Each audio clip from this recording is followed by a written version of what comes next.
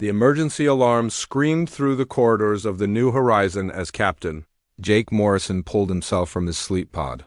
The red lights flashed across the metal walls, casting long shadows that danced with each pulse. He had been dreaming. Of Earth again, of green fields and blue skies that he would never see. Those dreams came more often now. After 300 years of running and hiding in the cold darkness between stars, Amy Collins was already at her station when Morrison reached the bridge. Her fingers moved quickly across the control panel, her face tight with concentration.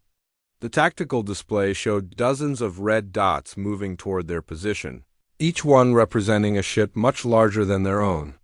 Morrison felt his stomach drop as he counted them. "Report," Morrison said, settling into his command chair. 212 ships, Captain," Amy replied without looking up. "They found us.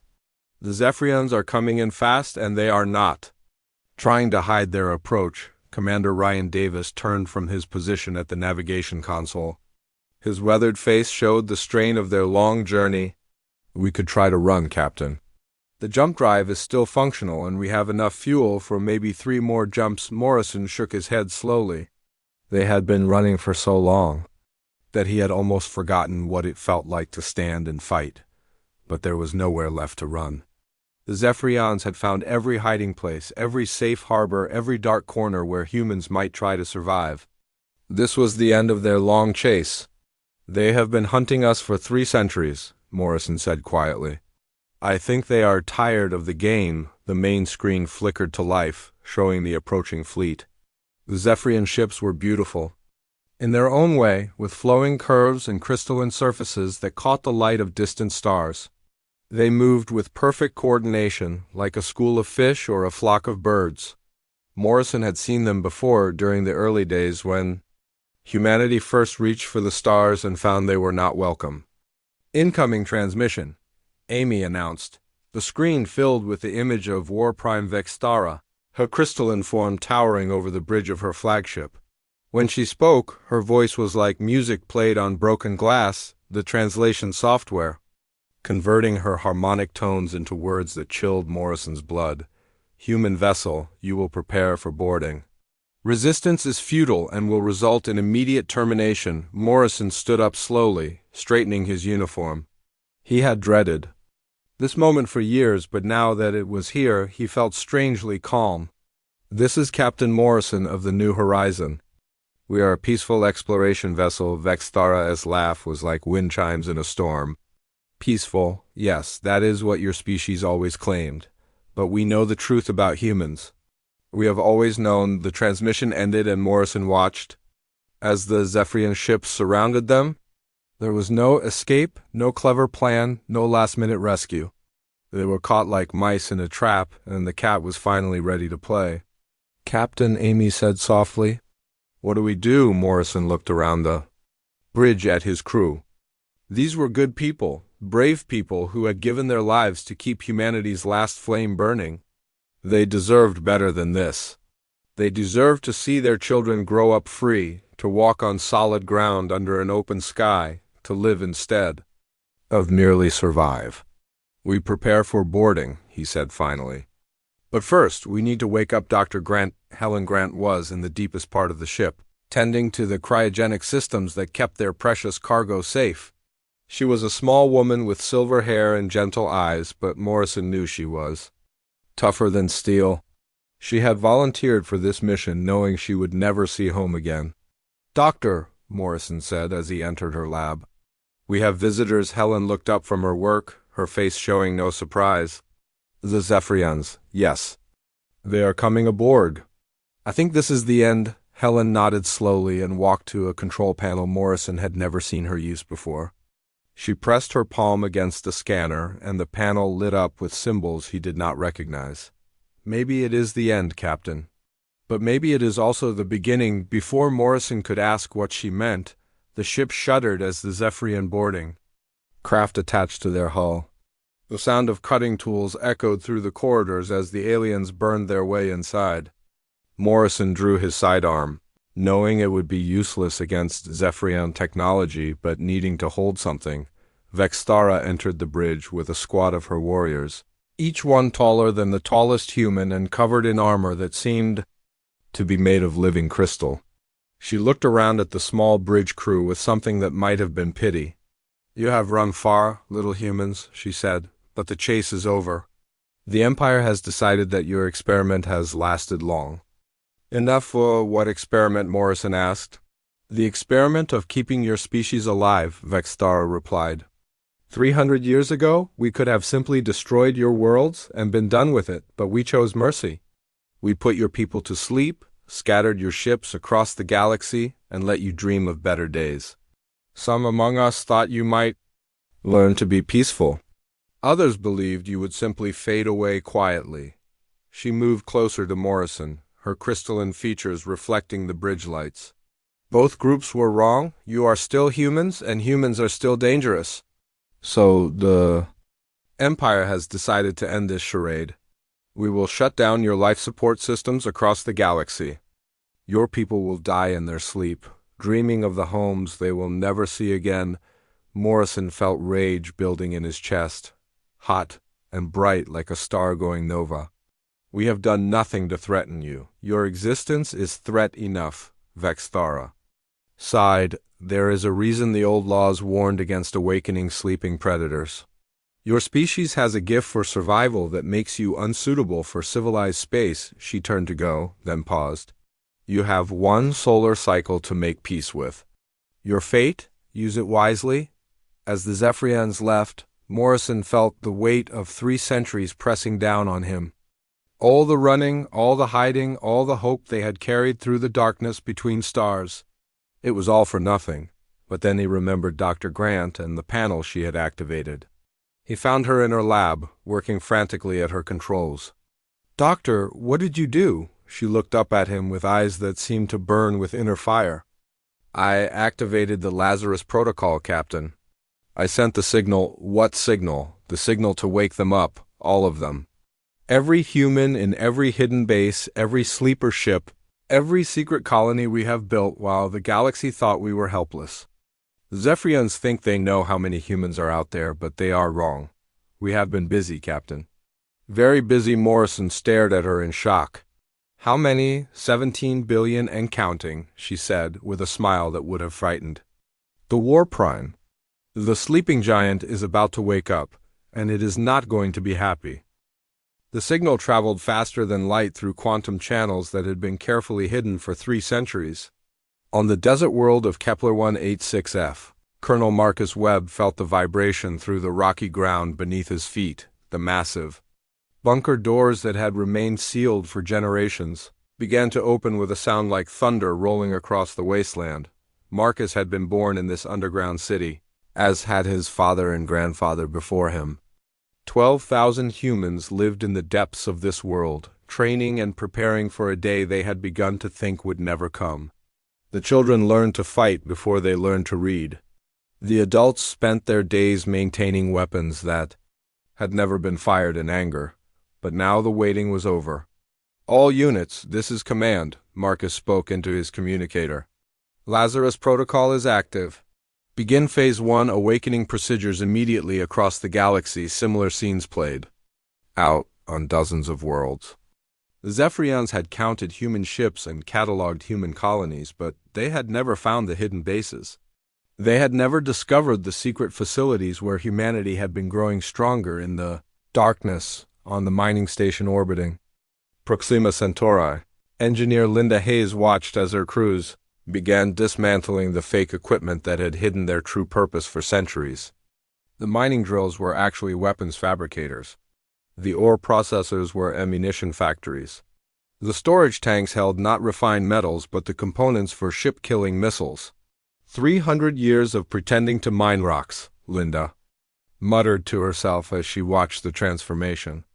"I hope it was worth it." The answer came as her teams began assembling the first of the new weapons. These were not the simple projectile weapons that humans had used in the early days of space exploration. These were devices that could tear holes in reality itself, turning the empty space between stars into a weapon. More dangerous than any bomb. Dr. Kevin Stone worked frantically in his laboratory aboard the Generation ship Endurance. Around him, Thousands of cryogenic pods were beginning to warm as their occupants prepared to wake. But these were not the same humans who had been forced into sleep 3 centuries ago. These were something new, something the Zephyrians had never imagined. The genetic modifications are stable, Kevin reported to his team. Enhanced strength, improved reflexes, increased intelligence, and resistance to radiation levels that would kill baseline humans. We have created the next step in human evolution. The first of the enhanced humans emerged from their pods with movements that seemed too fast and too fluid for their size. Their eyes held an intelligence that was almost frightening, and their bodies moved with the grace of natural predators. They had been designed for war, and war was what they were about to get. Meanwhile, the Zephyrian Empire was beginning to receive troubling reports from across the galaxy. Supreme Chancellor Mordak floated in his chamber filled with the gases. His species needed to survive. His advisors surrounded him with news that made no sense. "Impossible," Mordak said, his voice like wind through crystal caves. "We cataloged every human ship, every human colony, every human life pod. There cannot be activity on this scale," but the reports kept coming. Human signals were being detected in systems where no humans were supposed to exist. Energy signatures, consistent with advanced manufacturing, were appearing on worlds that had been empty for centuries. Most disturbing of all, the long-range sensors were detecting the launch signatures of ships that were far too large and too advanced for human technology. Admiral Patricia White stood on the bridge of her flagship as it emerged from the hidden shipyards of Volf 359. The ship was a monster of metal and ceramic, longer than any vessel in the Zephyrian fleet and bristling with weapons that existed only in theoretical physics papers. Around her, dozens of similar vessels were powering up their engines for the first time. 3 centuries of construction, Patricia said to her crew. Our ancestors died building these ships in secret. Let us make sure their sacrifice was not in vain. The human fleet that emerged from hiding was unlike anything the galaxy had seen before. These ships had been designed by minds that had spent 300 years thinking about nothing but war. They incorporated technology that the Zephyrians had dismissed as impossible and weapons that violated every treaty in galactic law. Captain Morrison received the first reports from Dr. Grant as she monitored the awakening process from her station. Aboard the New Horizon, the numbers were staggering. 17 hidden bases had come online in the first hour. 43 disguised manufacturing facilities were beginning production. 7 complete battle fleets were moving to predetermined positions. "My God," Morrison whispered as he read the reports. "We have been preparing for this since the day they put us to sleep," Dr. Grant nodded grimly. "The Zephyrians thought they were being merciful by keeping us alive. They never realized they were giving us time to plan, time to prepare, time to become something much more dangerous than we ever were before." The first diplomatic contact came when a Zephyrian patrol encountered a human vessel in the Tau Ceti system. The Zephyrian commander, following standard protocols, demanded that the human ship surrender and prepare for boarding. The human response was swift and devastating. The human ship opened fire with weapons that the Zephyrians had never seen before. Energy beams that passed through shields as if they were not there. Projectiles that seemed to exist in multiple dimensions at once.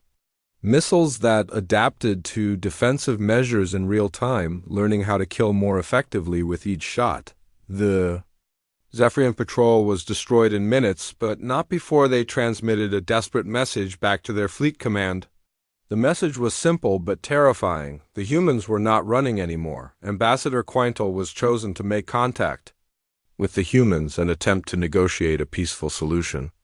She was a diplomat of great skill, having resolved conflicts between species that had seemed impossible to reconcile. But when she met with the human representative, she found something that chilled her to the core. The human delegate was a woman named Katie Johnson, and she spoke with the calm certainty of someone who held all the advantages. "You kept us asleep for 3 centuries, Katie said. "You scattered our people across the galaxy and told us it was for our own good.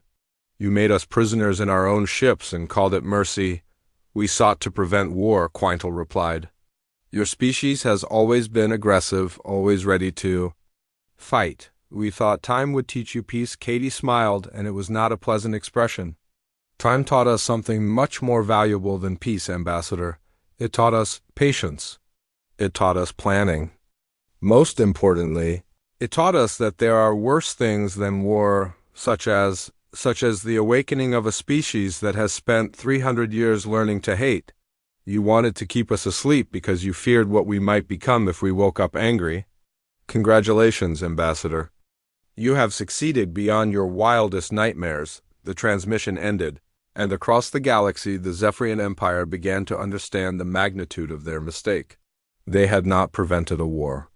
They had created an enemy far more dangerous than humanity had ever been before.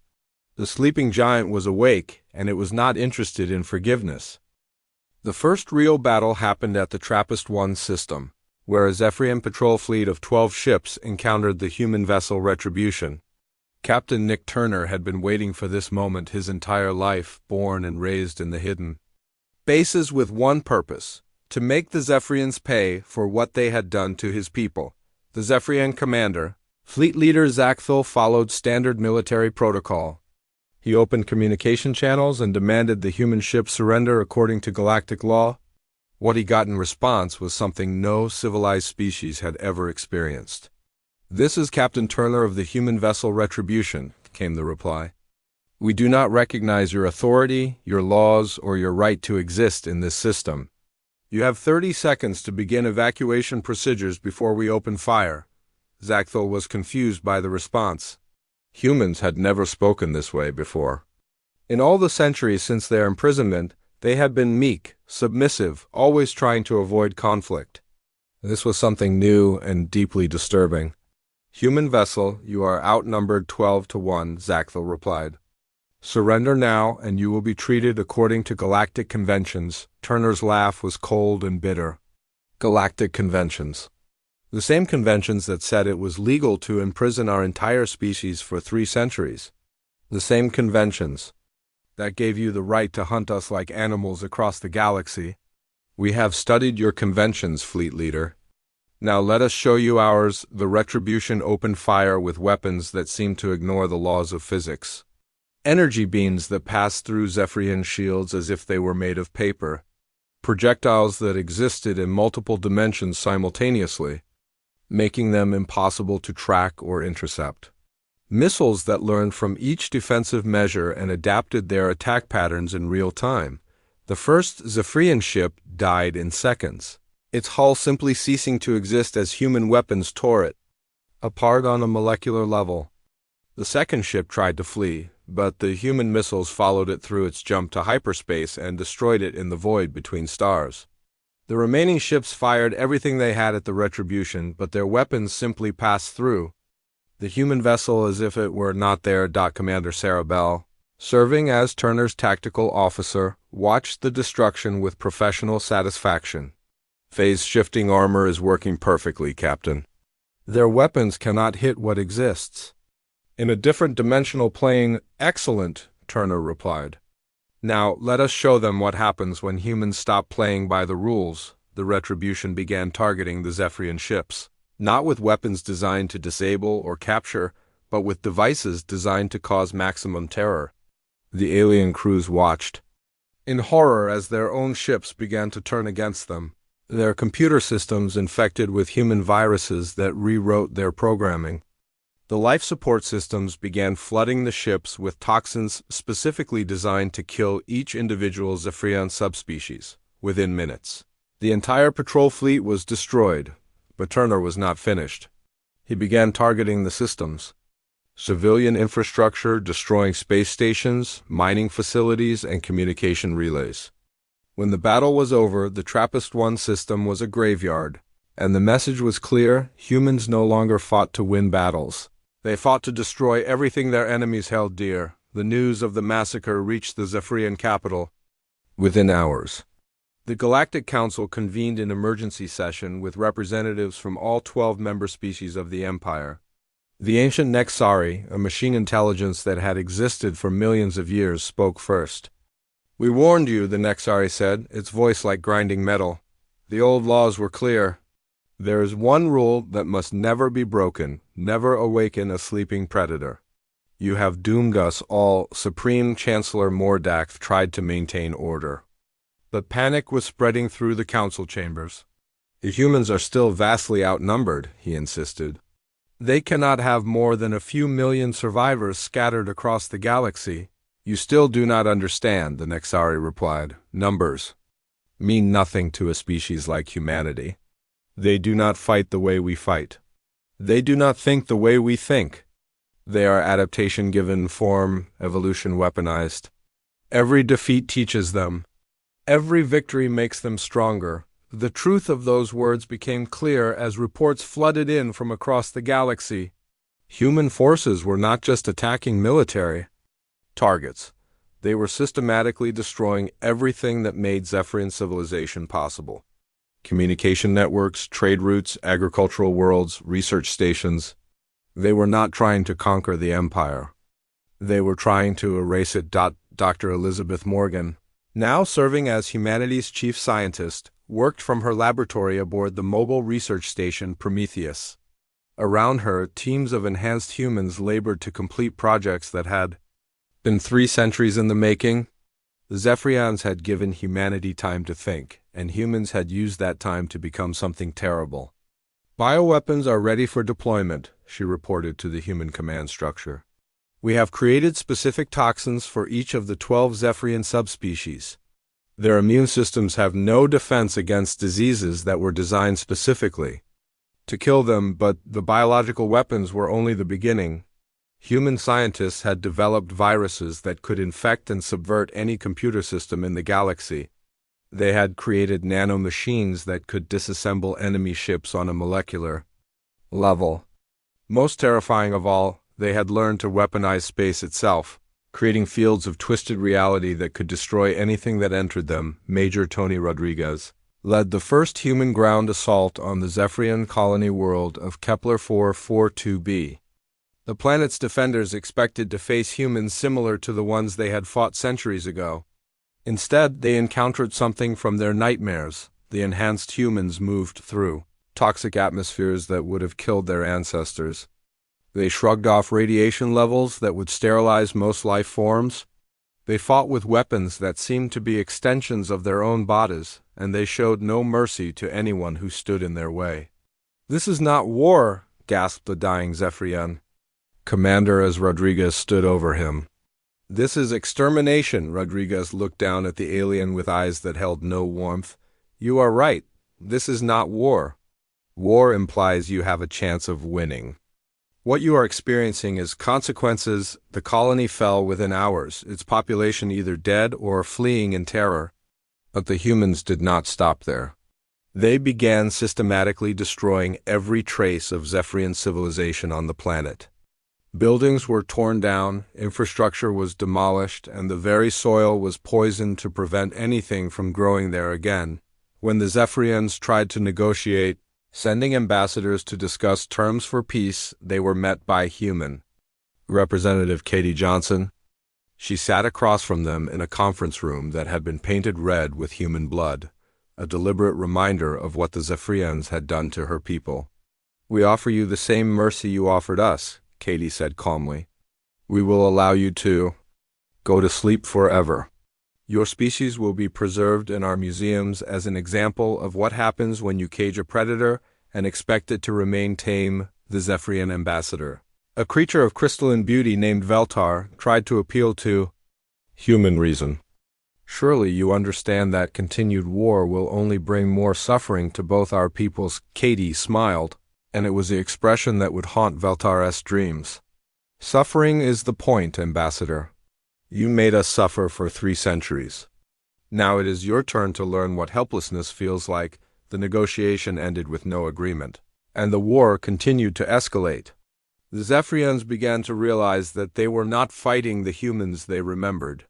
They were fighting something that had been forged in the fires of centuries of imprisonment, something that had been shaped by endless years of planning for revenge. The sleeping giant was fully awake now, and it was hungry for the blood of those who had dared to chain it. The galaxy was about to learn why some rules should never be broken, and why some predators should never be given time to dream of vengeance. Admiral Daniel Cruz stood on the bridge of his flagship Vengeance as it approached the Zephyrian home system. Behind him, a fleet of 200 human vessels moved through space like sharks sensing blood in the water. These were not the desperate survivors that had fled Earth 3 centuries ago. These were the children of rage, bred and trained for this moment. "Target the star," Cruz ordered his weapons officer, Lieutenant Commander. Beth Franklin looked up from her console with surprise. "Sir, are you certain?" "A stellar collapse will destroy everything in the system, including the civilian populations." Cruz turned to face her, his eyes cold as the void between stars.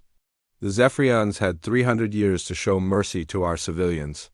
They chose imprisonment instead. Today we show them what human mercy looks like." The Vengeance fired a single projectile at the system's star. The device was smaller than a shuttle, but contained technology that could rewrite the laws of physics on a local scale. Within hours, the star began to collapse in ways that should have been impossible. The nuclear fires that had burned for billions of years suddenly turned inward, creating a cascade reaction that would consume everything within 20 light-years. The Zephyrian fleet tried desperately to evacuate their homeworld, but the humans had planned for this. Quantum mines had been planted throughout the system years earlier, waiting for activation.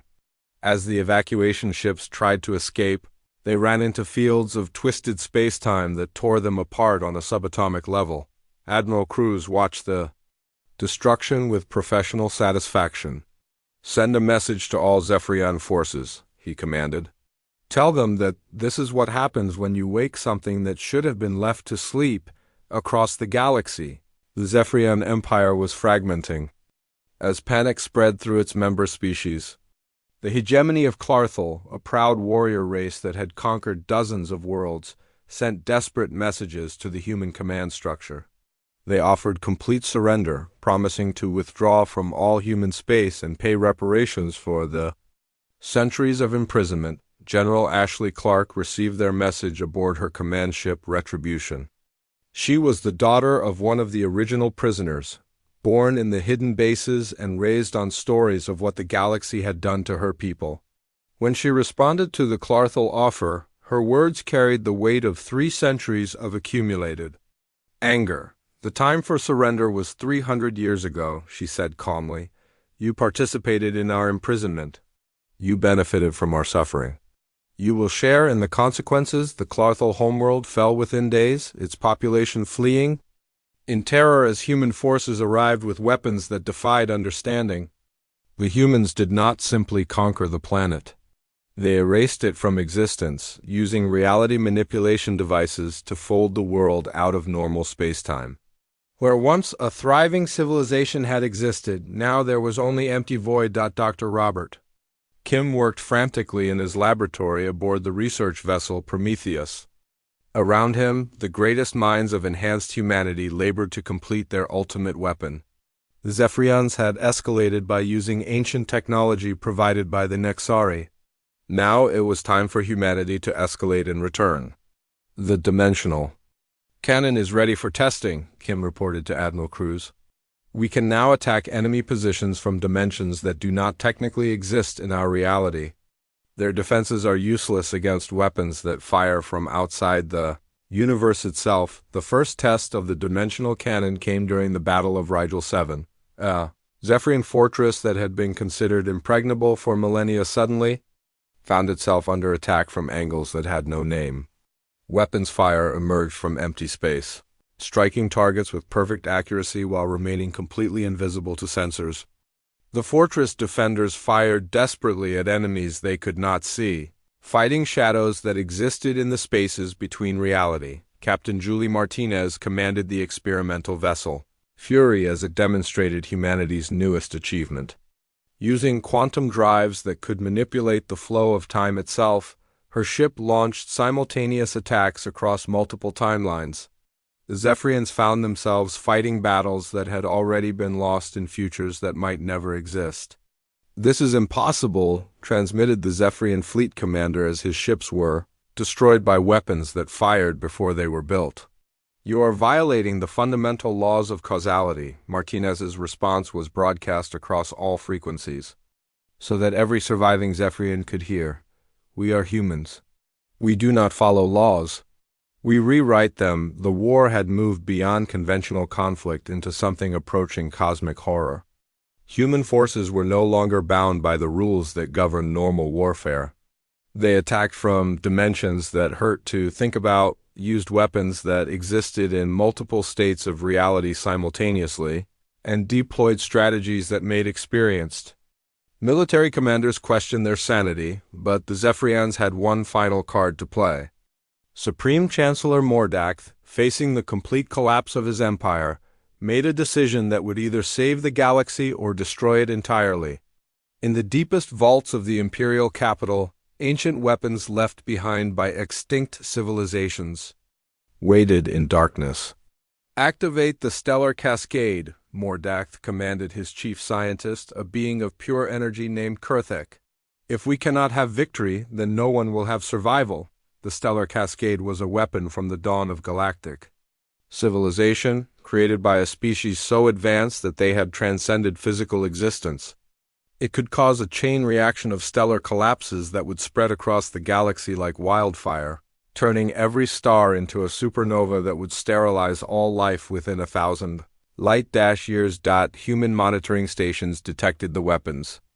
Activation within minutes. Dr. Helen Grant, now serving as humanity's chief strategic coordinator, felt her blood turn to ice as she read the sensor data. The Zephyrians had chosen mutual extinction over surrender. All units, this is command, she broadcast to the human fleet. Priority Alpha alert. The Zephyrians have activated a galaxy killer weapon. We have less than 72 hours before. The cascade becomes unstoppable. Captain Morrison, now commanding the combined human fleet from his flagship Renaissance, received the news with grim acceptance. He had always known this day might come. The Zephyrians were a proud species, and proud species often chose death over defeat. Can we stop it? Morrison asked. Dr. Grant's response came slowly, each word heavy with terrible implications. Yes, but only by working together with the Zephyrians. The cascade can be reversed, but it requires combined human and Zephyrian technology. We would have to save the very people we have spent years trying to destroy. Morrison looked out at the stars that surrounded his ship, each one now counting down to extinction. The galaxy that had imprisoned his people was about to die by its own hand, and only humanity had the power to save it. The irony was almost too bitter to bear. What do you recommend, Doctor? We save them, Grant replied without hesitation. Not because they deserve it, but because we are not them. We are better than they are. We have always been better than they are. Morrison nodded slowly and opened a channel to all human forces. This is Admiral Morrison to all human vessels. We are going to save the galaxy. Not for the Zephyrians, not for the Empire, but because that is what humans do. We survive, we adapt, and when the time comes, we choose mercy over vengeance. The order went out across the human fleet, and for the first time in 300 years, human and Zephyrian forces began working together. The galaxy hung in the balance, and the species that had been caged like animals now held the key to everyone's survival. The sleeping giant had awakened not just to destroy, but to choose what kind of future would emerge from the ashes of the old order. The human fleet arrived at Zephyria Prime like a storm made of metal and fire. Admiral Chris Thompson stood on the bridge of his flagship, watching the enemy homeworld grow larger on the screens. The planet looked beautiful from space with its purple oceans and golden cities, but Thompson knew the truth. This world had been built on the suffering of 1,000 other worlds. Today that would end. The Zephyrian defense fleet was the largest ever assembled. Millions of ships surrounded their homeworld in layers of steel and weapons. Each ship was huge and powerful enough to destroy entire moons. The orbital stations bristled with cannons that could crack planets. The energy shields around the planet itself could stop the blast of a dying star. Emperor Draxus had spent 500 years building these defenses. He believed nothing in the galaxy could break them. He was wrong. Captain. Alex Turner led the first wave of human ships into the defensive grid. His vessel cut through the enemy formations like a knife through paper. The Zephyrian weapons fired at him, but the beams passed through empty space. Human ships moved too fast and too smart for the alien gunners to track. Turner's ship appeared behind a massive Zephyrian battleship and fired once. The enemy vessel exploded in a ball of white fire. All across the battle zone, human ships danced between the enemy formations. They struck without warning and vanished before the Zephyrians could respond. Every shot from a human weapon found its target. Every enemy shot missed. The greatest defense fleet in galactic history was being torn apart by forces they could not even see clearly. Commander Sarah Bennett coordinated the attack on the orbital stations from her command ship. These massive structures had protected Zephyria Prime for centuries. Their shields had never been breached, and their weapons had never failed. Bennett's ships approached the stations like ghosts in the dark. When they fired their weapons, the ancient shields collapsed like broken glass. The orbital fortresses exploded one by one until the planet stood naked before the human fleet. Emperor Draxus watched from his crystal palace as his empire died around him. He had ruled for 300 years and believed himself the master of all life in the galaxy. His armies had conquered worlds beyond counting. His fleets had never known defeat. But now his greatest ships were burning wrecks and his proudest defenses were dust in space. The humans had come to end his empire, and there was nothing he could do to stop them. Admiral Thompson gave the order for the final assault. Human ships descended through the atmosphere of Zephyria Prime like falling stars. The planet's surface defenses fired at them, but the human vessels were too fast and too few to hit. They struck the military bases and government centers with perfect accuracy. In minutes, the planetary defense grid was silent and the Imperial command structure was in ruins. Captain Nicole Adams led her ground forces into the capital city. The Zephyrian guards tried to stop them, but human soldiers moved like lightning and struck like thunder. Their weapons cut through alien armor as if it were made of paper. Their tactics were perfect, and their aim was true. The guards who had terrorized the galaxy for centuries ran in fear from the human warriors. The crystal towers of the Imperial Palace had stood for 1,000 years. Kings and emperors had ruled from these halls since before humanity had learned to make fire. The walls were covered with the treasures of 1,000,000 worlds. The floors were made from the bones of extinct species. The throne itself was carved from a single diamond the size of a building. All of this spoke of power and glory that would last forever, but forever had come to an end. Captain Turner walked through the palace halls with a small group of human soldiers. The Zephyrian guards had fled or surrendered. The servants cowered in the corners. The great doors to the throne room stood open and undefended. Turner could hear the Emperor's voice echoing from within. Draxus was giving orders to generals who were already dead and fleets that were already destroyed. The throne room was vast and filled with golden light. Emperor Draxus sat on his diamond throne wearing robes that cost more than most planets. He was tall and proud with the bearing of one who had never known defeat. But his eyes showed the truth. He knew his empire was finished. He knew the humans had won. He knew his reign of terror was over. Turner approached the throne with his weapon lowered. He had fought across the galaxy to reach this moment. He had seen the suffering the Empire had caused and the freedom it had stolen. But he felt no hatred for the broken Emperor before him. Draxus was just a man who had believed his own lies about power and glory. The Emperor looked at Turner with something like wonder. He had expected the humans to be monsters like himself. Instead, he saw a young man who looked tired and sad. Turner spoke quietly, and his words carried across the silent throne room. He told Draxus that the war was over. The Empire was finished. The Zephyrian people could choose their own future now, but they would never again rule over others. Draxus nodded slowly and removed his crown. The symbol of imperial power that had been worn by 50 emperors across 10 centuries fell to the floor with a sound like breaking glass. The last emperor of the Zephyrian Empire surrendered to a human captain. whose ship had started this war with 17 minutes of violence. The news of the Emperor's surrender spread across the galaxy faster than light. On 1,000 worlds, the subject peoples celebrated their freedom. The Zephyrian governors fled or joined the new order. The imperial fleets that had survived the war laid down their arms. The greatest empire in galactic history was gone, and in its place stood something new. Admiral Thompson established the new galactic government from the former imperial palace. But this would not be another empire. The humans had not fought to become the new masters of the galaxy. They had fought to free the galaxy from all masters. Every world would choose its own path. Every species would determine its own future. The age of empires was over. The reconstruction took many years, but the galaxy healed under human guidance. Trade flourished between free worlds. Technology advanced beyond the wildest dreams of the imperial age. Art and culture bloomed on planets that had known only oppression. The galaxy learned to live without fear for the first time in memory. Admiral Thompson retired to a quiet world where he could watch the stars in peace. He had led humanity back to the galaxy and helped build a better future for all. The Zephyrian Empire was nothing but ash scattered across space. But from that ash had grown something beautiful. The galaxy was free, and it would stay free as long as humans stood watch over the peace they had fought to create.